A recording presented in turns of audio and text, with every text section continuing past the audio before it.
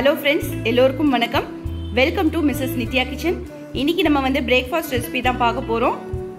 நான் வந்து பச்சை பயிறு எடுத்திருக்கேன்.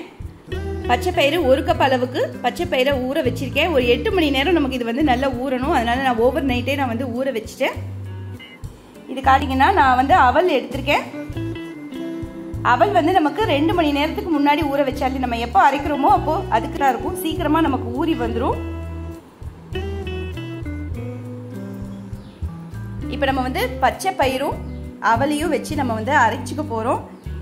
கூடவே நான் வந்து 2 பச்சை மிளகாய், ஒரு 1/4 இன்ச் அளவுக்கு இஞ்சி எடுத்துட்டு அதை பொடிசாக கட் பண்ணி வச்சுருக்கேன். இதையும் நம்ம சேர்த்து அரைச்சிக்க போகிறோம். இப்போ நான் வந்து மிக்ஸி ஜார் எடுத்துட்டு பச்சை பயிறு தண்ணி எல்லாத்தையும் வடிய வச்சுட்டு சேர்த்துக்கிறேன்.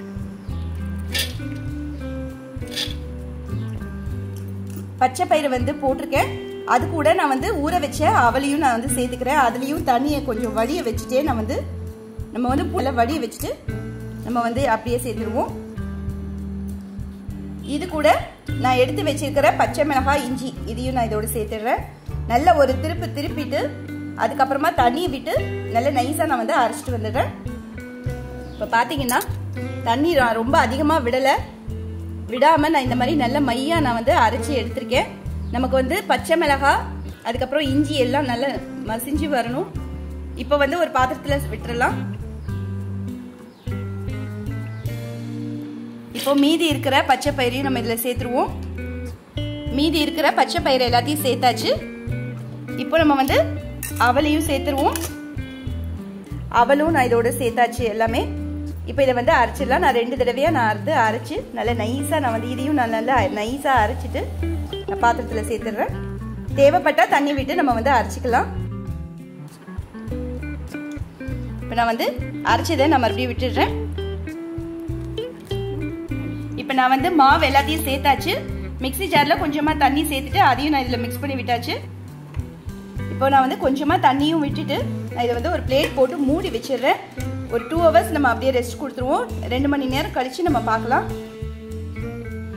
இன்றைக்கி நம்ம பண்ணுற பிரேக்ஃபாஸ்ட்டுக்கு சைட் டிஷ் வந்து பார்த்திங்கன்னா தேங்காய் சட்னி தான் செய்ய போகிறேன்.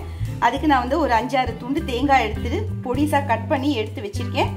காரத்துக்கு 3 பச்சை மிளகாய், 4 கருவேப்பிலையும் எடுத்து வச்சுருக்கேன். கூடுதலாக நான் வந்து பூண்டு சேர்த்துருக்கேன். 2 பூண்டு போடுறேன். இது போட்டு நம்ம அரைச்சோன்னா டேஸ்ட் வந்து ரொம்பவே நல்லாயிருக்கும். இப்போ இது எல்லாத்தையும் நம்ம வந்து மிக்ஸி ஜாரில் சேர்த்துருவோம். இப்போ இது கூட 2 கை அளவுக்கு பொட்டுக்கடலை எடுத்திருக்கேன். அதையும் இதோட சேர்த்துடுறேன். இதுக்கு தேவையான அளவு உப்பும் சேர்த்துருவோம். இப்போ இதை வந்து ஒரு தடவை அரைச்சிட்டு அதுக்கப்புறம் தண்ணி விட்டு நல்லா நைஸாக நான் வந்து அரைச்சிக்கிறேன். இப்போ பார்த்தீங்கன்னா நல்ல நைஸாக நான் வந்து இந்த அளவுக்கு அரைச்சி எடுத்தாச்சு. இதை இப்போ பவுலில் மாற்றிக்குவோம். இப்போ பார்த்தீங்கன்னா சட்னியில் கொஞ்சமாக தண்ணியும் சேர்த்துட்டு அதையும் நல்லா மிக்ஸ் பண்ணி விட்டுடலாம். இது கூட நம்ம வந்து தாளிப்பும் சேர்த்துடலாம். நான் வந்து ஒரு 1/2 ஸ்பூன் அளவுக்கு கடுகு, ஒரு 1/2 ஸ்பூன் அளவுக்கு உளுத்தம்பருப்பு போட்டு தாளித்து நான் எடுத்து வச்சுருக்கேன். இதில் நம்ம வந்து கருவேப்பிலை அப்புறம் பூண்டு 2மே போட்டுக்கிறதுனால டேஸ்ட் ரொம்பவே சூப்பராக இருக்கும். நம்ம இன்னைக்கு பண்ண போகிற பச்சை பயிறு ஊத்தப்பத்துக்கு இது வந்து காம்பினேஷன் ரொம்பவே அட்டகாசமாக இருக்கும். பூண்டு போட்டு செஞ்சு பாருங்க, அவ்வளோ டேஸ்டாக இருக்கும். இப்போ நமக்கு மாவு அரைச்சி ஒரு 2 ஹவர்ஸ்க்கு மேலேயே ஆயிடுச்சு. ஓப்பன் பண்ணுவோம். இப்போ இதை வந்து நல்லா மிக்ஸ் பண்ணி விட்டுடலாம். இந்த தோசைக்கு தேவையான அளவு உப்பை சேர்த்துருவோம். நல்லா நம்ம வந்து மிக்ஸ் பண்ணிடலாம். இப்போ பார்த்தீங்கன்னா நான் வந்து இந்த மாதிரி ஒரு கல் எடுத்து வச்சிருக்கேன். அதில் 2 ஸ்பூன் வரைக்கும் நான் எண்ணெய் விட்டுருக்கேன். நமக்கு எண்ணெய் வந்து சூடாயிடுச்சு. இப்போ நம்ம மிக்ஸ் பண்ணி வச்சிருக்கிற மாவை இதில் சேர்த்துருவோம்.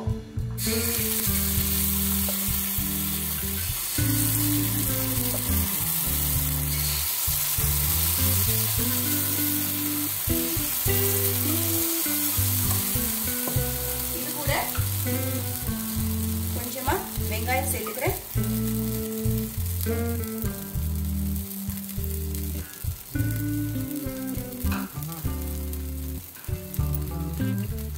இந்த மாதிரி பண்ணோம்னா நமக்கு டேஸ்ட் வந்து ரொம்பவே நல்லா இருக்கும். கூடவே இது கூட கொஞ்சமா கேரட்டும் சேர்த்துக்கிறேன்.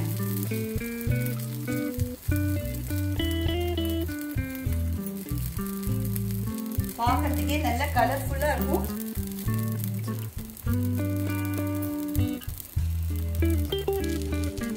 இப்போ பார்த்தீங்கன்னா இது போட்டதுக்கு அப்புறமா உடனே நம்ம அமுக்காம இந்த மாதிரி நல்லா ப்ரெஸ் பண்ணி விட்டுட்டோம்னா நமக்கு வெங்காயம் கேரட் எல்லாம் உதிராம அப்படியே நமக்கு இந்த மாவோட நல்லா ஒட்டி வந்துடும்.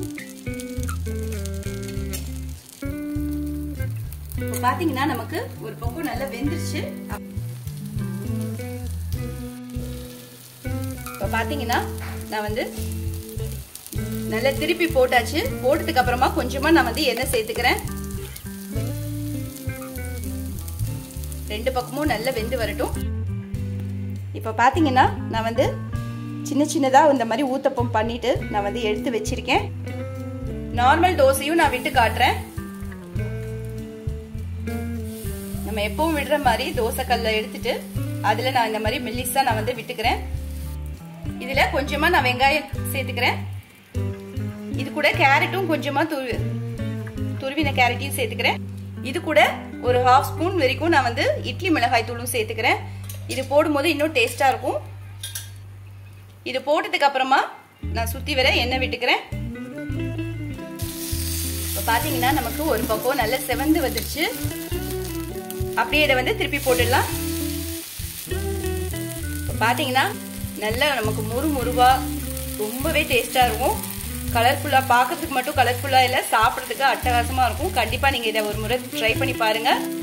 பச்சை பயிரோட நம்ம வந்து உளுந்துக்கு பதிலா நம்ம வந்து அவல் சேர்த்துருக்கனால நல்ல சாஃப்டா சாப்பிட்றதுக்கு ரொம்பவே டேஸ்டா இருக்கும். குழந்தைங்களுக்கு இந்த மாதிரி சின்ன சின்னதா நம்ம வந்து பணியாரம் பண்ணி கொடுத்தோம்னா ரொம்ப விரும்பி சாப்பிடுவாங்க. பச்சை பயிறு நம்ம உடம்புக்கும் ரொம்பவே நல்லது. இப்போ இந்த தோசையை நம்ம அப்படியே திருப்பி போட்டுடலாம். பாத்தீங்கன்னா நமக்கு நல்ல வெந்து வந்துச்சு. அப்படியே நான் மடிச்சிடுறேன். பச்சை பயிரில் நான் வந்து தோசையும் பண்ணியிருக்கேன், குட்டி குட்டி ஊத்தப்பமும் பண்ணியிருக்கேன். இதுக்கு சைட் டிஷ் வந்து பார்த்தீங்கன்னா தேங்காய் சட்னி, கருவேப்பிலை, பூண்டு எல்லாம் போட்டு ரொம்ப ரொம்ப டேஸ்ட்டாக இருக்கும். கண்டிப்பாக நீங்கள் இன்னும் இந்த மாதிரி செஞ்சு பாருங்கள். செஞ்சு பார்த்துட்டு எப்படி இருந்ததுன்னு மறக்காமல் சொல்லுங்கள். இந்த வீடியோ பிடிச்சிருந்தா லைக் பண்ணுங்கள், ஷேர் பண்ணுங்கள், கமெண்ட் பண்ணுங்கள். மிஸ்ஸஸ் நித்யா கிச்சனுக்கு சப்ஸ்கிரைப் பண்ணிக்கோங்க. தேங்க்ஸ் ஃபார் வாட்சிங்.